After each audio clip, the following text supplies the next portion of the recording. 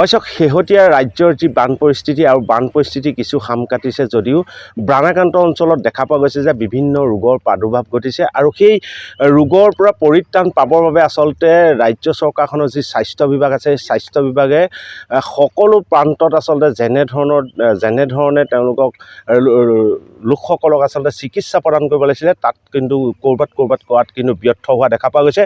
আৰু ব্যৰ্থ হোৱা কিছু বহু কাৰণো আছে। আৰু মই উপস্থিত আছোঁ এনে এটা স্বাস্থ্য কেন্দ্ৰত, যি স্বাস্থ্য কেন্দ্ৰত আচলতে স্বাস্থ্য সেৱা ল'বৰ পৰা কোনো এক অৱস্থা নাই। মোৰ কেমেৰা সহযোগীয়ে সামগ্ৰিক স্বাস্থ্য কেন্দ্ৰটোৰ দৃশ্যাংশ দেখুৱাব। এয়া হ'ল যোৰহাট জিলাৰ টিয়কৰ জাজিমুখৰ বৰমথাৰী স্বাস্থ্য কেন্দ্ৰ। প্ৰায় 11খন গাঁৱৰ স্বাস্থ্যৰ একমাত্ৰ ভৰসাস্থলী হ'ল এই বৰমথাৰী উপস্বাস্থ্য কেন্দ্ৰটো। আৰু এই উপস্বাস্থ্য কেন্দ্ৰটো যি জৰাজীৰ্ণ ৰূপ, বিগত যি বান আহিছিলে, সেই বানে একেবাৰে সম্পূৰ্ণৰূপে আচলতে বিধ্বস্ত কৰি পেলালে এই স্বাস্থ্য কেন্দ্ৰটো। আৰু এই স্বাস্থ্য কেন্দ্ৰৰ ভিতৰৰ যি পৰিৱেশ, সেই ভিতৰৰ পৰিৱেশ মোক কেমেৰা সহযোগে দেখুৱাব যে কদৰ্যময় এক পৰিৱেশৰ সৃষ্টি কৰিলে প্ৰলয়ংকাৰী বানে। আৰু তাৰ উপৰি যিসমূহ স্বাস্থ্য কেন্দ্ৰত থাকিবলগীয়া দৰৱ পাতি, সেই দৰৱ পাতিসমূহ সম্পূৰ্ণৰূপে নষ্ট কৰিলে। এনেধৰণে আচলতে এক জৰাজীৰ্ণ ভগা ছিগা এই স্বাস্থ্য কেন্দ্ৰটোতে যিসকল ইয়াত দায়িত্বত থকা স্বাস্থ্যকৰ্মী, সেই স্বাস্থ্যকৰ্মীসকল মাজে মধ্যে আহিহে ইয়াত আচলতে এই অঞ্চলৰ লোকসকলক তেওঁলোকে স্বাস্থ্য পৰীক্ষা কৰিবলগীয়া হয়, কিয়নো ইয়ালৈ আহিব পৰা কোনো যাতায়াতৰ ব্যৱস্থা নাই। যিহেতু জাজিমুখ পাৰঘাট আজি 17 দিন পৰ্যন্ত পাৰঘাট বন্ধ হৈ আছে। আৰু সেইসকল লোকে আচলতে শিৱসাগৰৰ দিখৌমুখ হৈ আহিবলগীয়া অৱস্থা হয়। আৰু সেই দিখৌমুখে আহিব পৰাও আচলতে যি যাতায়াতী ব্যৱস্থা, সেই যাতায়াতৰ ব্যৱস্থা সম্পূৰ্ণৰূপে পথসমূহ বিধ্বস্ত হৈ পৰিলে, বানত বিধ্বস্ত হৈ পৰিলে। আৰু তেনে পৰিৱেশৰ মাজত আচলতে এইসকল লোকে যি বানৰ পিছত যি স্বাস্থ্যৰ ক্ষেত্ৰত তেওঁলোকে যি এনেকুৱা ধৰণৰ ব্যৱস্থা লাগিছিলে, স্বাস্থ্য পৰীক্ষা কৰোৱাব লাগিছিলে, সেইবোৰৰ পৰা সম্পূৰ্ণৰূপে তেওঁলোক বঞ্চিত হৈ আছে। আৰু এইসকল লোকৰ প্ৰায় 11-12খন লোকৰ একমাত্ৰ এতিয়া ভৰসা হ'ল বন দৰৱ।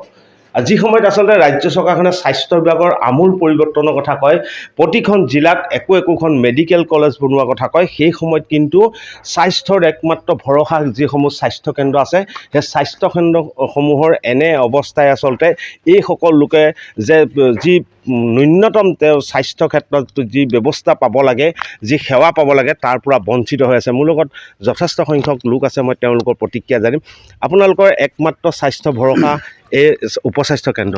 এইখনে আমাৰ একমাত্ৰ স্বাস্থ্য কেন্দ্ৰ। আৰু ইয়াতে 10-12খন গাঁও আছে। প্ৰায় আমাৰ ইয়াতে প্ৰাথমিক স্বাস্থ্যৰ আশাৰ তলি।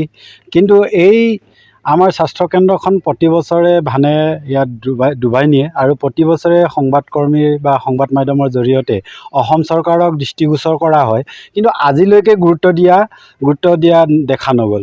যিহেতু আমাৰ ইয়াত ৰোগীসকলক এনেকুৱা ধৰণে আমি দিখৌমুখ বা জাজিমুখ বা টিয়কৰ পৰা যোৰহাট লৈ যাবলগীয়া হয়, যিটো অৱস্থাত নিবলগীয়া হয়, এই অৱস্থা নিয়াৰ সময়ত যদি আপোনালোকে প্ৰত্যক্ষ কৰে, তেতিয়াহে অনুভৱ কৰিব পাৰিব যে আচলতে এই ভিতৰুৱা অঞ্চলৰ মানুহবিলাকৰ জীৱন কেনেকুৱা ধৰণে চলি আছে, জীৱন যাপন কেনেকুৱা ধৰণে কৰি আছে। গতিকে আমি ইয়াত একমাত্ৰ প্ৰাথমিক চিকিৎসা হিচাপে বা চিকিৎসাৰ দৰৱ হিচাপে বন ঔষধকহে আমি ব্যৱহাৰ কৰি আহিছোঁ। কাৰণ বন ঔষধটোৰ বাদে আমাৰ ইয়াত বিশেষ ডক্তৰক ট্ৰিটমেণ্ট কৰিবলৈ যোৱাৰ আগলৈ সময়টো মানে বেছি লাগে, কাৰণে আমি তালৈকে পাওঁতে আমাৰ ৰোগীয়ে মৰিয়ে থাকিবগৈ। গতিকে আমি সেইকাৰণে বন দৰৱটো ব্যৱহাৰ কৰি আহিছোঁ।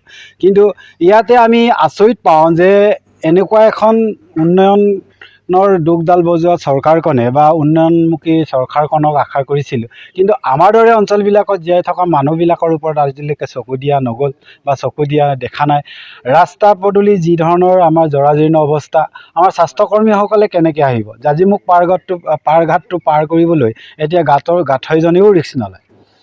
গতিকে আশা কৰিছোঁ বা অনুৰোধ জনাইছোঁ অসম চৰকাৰক যে আমাৰ এই অসুবিধাখিনিক আপোনালোকে চকু দিয়ক আৰু আমাৰ এই জৰাজীৰ্ণ বিশেষকৈ স্বাস্থ্য কেন্দ্ৰখনক অতি সোনকালে আপোনালোকে মেৰামতি কৰি দিয়ক। অন্যথা আমাৰ যিসকল আমাৰ গাঁৱৰ ৰাইজ বা আমাৰ 10-12খন গাঁৱৰ ৰাইজ এনেকৈ জীয়াতু ভুগি থাকিবলগীয়া হ'ব। ধন্যবাদ জনাইছোঁ। আৰু এজন সচেতন ব্যক্তি আছে, মই তেওঁৰ পৰা জানিম। যিহেতু বানে বিধ্বস্ত কৰি গ'ল সমগ্ৰ জাতিমুখ অঞ্চল, তাৰ সমান্তৰালভাৱে যিবোৰ শিক্ষা কেন্দ্ৰ হওক বা স্বাস্থ্যকেন্দ্ৰ হওক দেখা পোৱা গৈছে যে বিধ্বস্ত কৰি পেলালে, এই ক্ষেত্ৰত আপোনালোকৰ কেনেকুৱা ধৰণৰ সমস্যাৰ সন্মুখীন হৈছে?